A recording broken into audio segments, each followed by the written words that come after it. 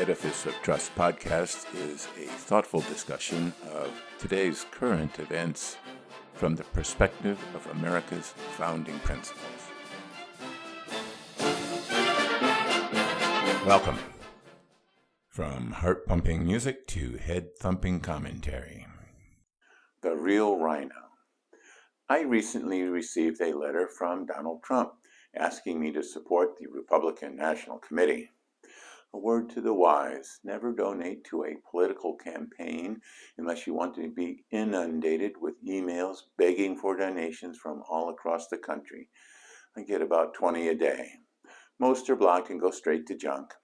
You see, politicians share donor information with other politicians, and if you give to just one, you will be on the list of all of them. The thing that struck me about the letter, I get a lot of snail mail appeals for donations too, was even though Mr. Trump was asking me to donate to the Republican National Committee, his letter constantly emphasized the importance of electing Trump Republicans, not plain old Republicans. Mr. Trump does not want people to support the Republican Party or its values. He wants people to support him and his values, if he has any. He wants Republicans to be loyal to him over the party and over the country as well. So Donald Trump is the ultimate RINO, Republican in name only, because his ego will not permit him to be bound by the Enlightenment ideals and principles held by principled Republicans. But this led me to wonder, what are Republican values? Political parties change and mutate, and perhaps ex-President Trump is the wave of the future and not an aberration. Jeffersonian Democrats were very different from Jacksonian Democrats, although they both hated Hamilton's idea of a central government bank. Slaveholding Democrats morphed into the party of unionized working men. After the Civil War, most of the Republicans in the South were black. Now blacks are the most reliable demographic for the Democrats. Mr. Trump's letter didn't give me any clue as to what he considered Republican values to be. Mostly the letter ranted against President Biden's policies. So the choices that citizens are faced with in America have come down to Republicans that are against Biden and the progressive Democrats, and Democrats that are against Trump and the MAGA Republicans. But what are they for? If Republican values are defined by Democrats in negative terms, and Democrat values are defined by Republicans in negative terms, it is no wonder that opinion polls scream that a majority of Americans think the country is headed in the wrong direction. But they have no idea what the right direction is. It is not just America or the Republican Party that is searching for direction. The entire world is divided between people who believe in Enlightenment values that emphasize the liberty of the individual as a part of a society, as propounded by Locke, Smith, Burke, and others, and communalistic values such as those propounded by Rousseau, Godwin, and Marx, that emphasize the primacy of the society over that of any individual.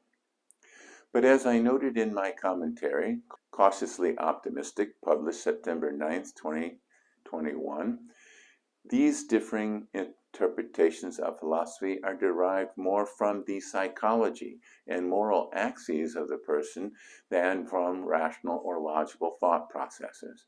And because they are not the product of rational or logical thought, it is not possible to change people's opinions through rational and logical discussions.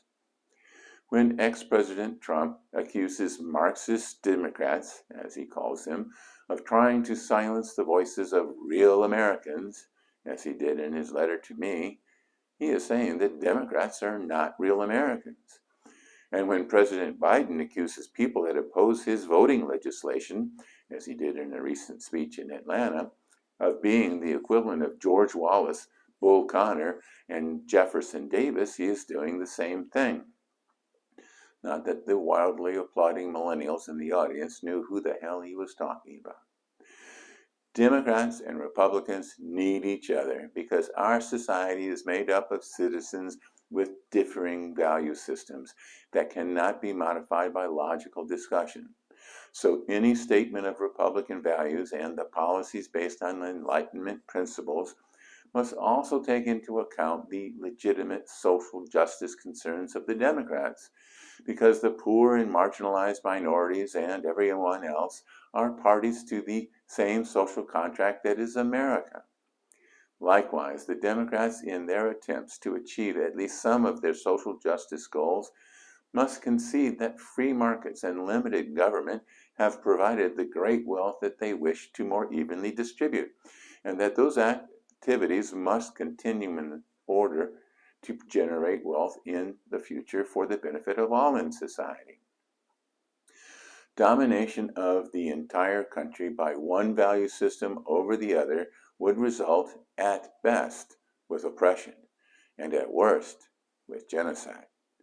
And since the country is almost evenly decided between these systems, as evidenced by the closeness of national elections, the changing of opinions by a small slice of the electorate can create massive swings in policy. So moderation rather than extremism and an emphasis on shared common values are essential to the creation of a just and prosperous society. Ponder that while you listen to a brief message.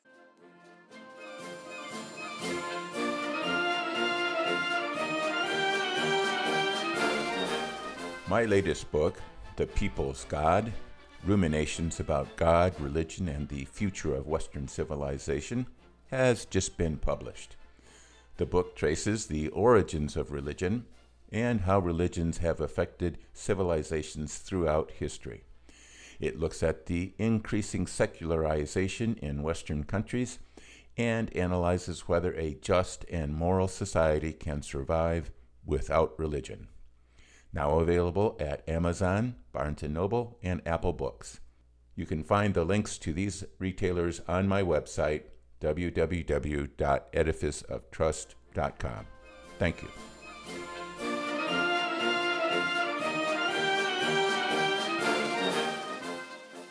Welcome back.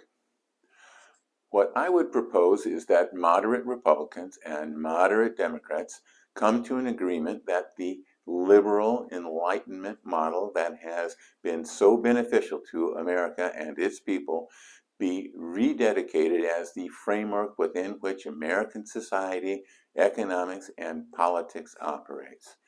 Republicans can focus on expanding the economic pie, and Democrats can focus on making sure the benefits of the growing pie are not too unfairly distributed. The wealthy can continue to get wealthy, but not at the expense of others.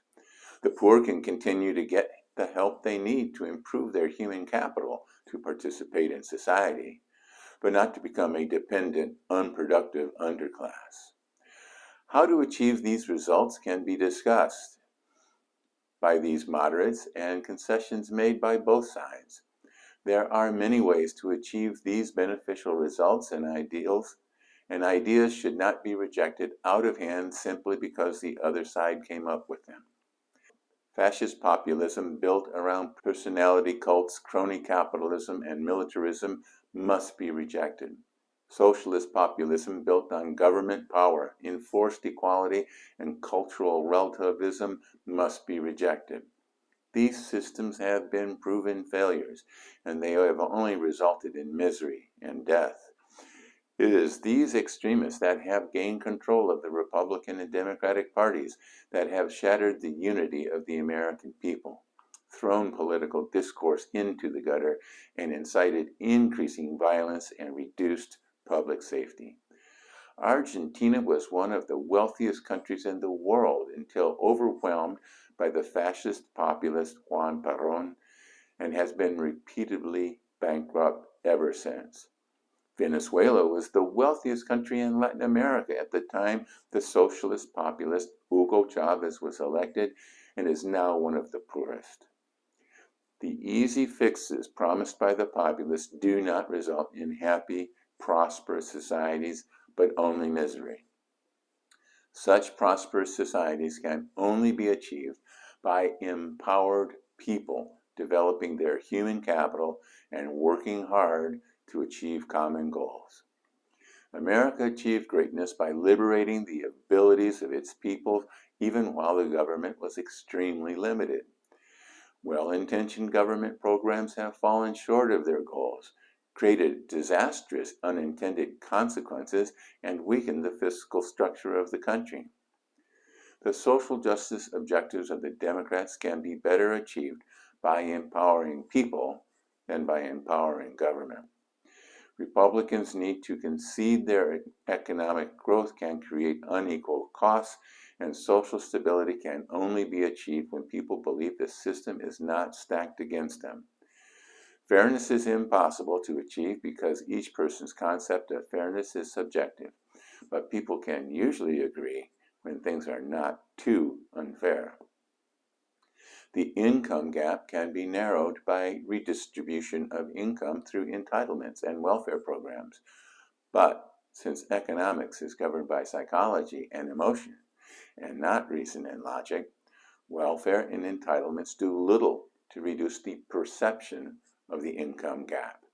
And because the perception of an income gap remains, the need for social justice has not been resolved. Only by empowering the people through education, hard work, and deferred gratification can not only the income gap be reduced, but also the perceived unfairness of the system. Happy, prosperous societies do not just happen. They cannot be created out of nothing by strong leaders or powerful governments. It takes a lot of work by everybody. Thank you.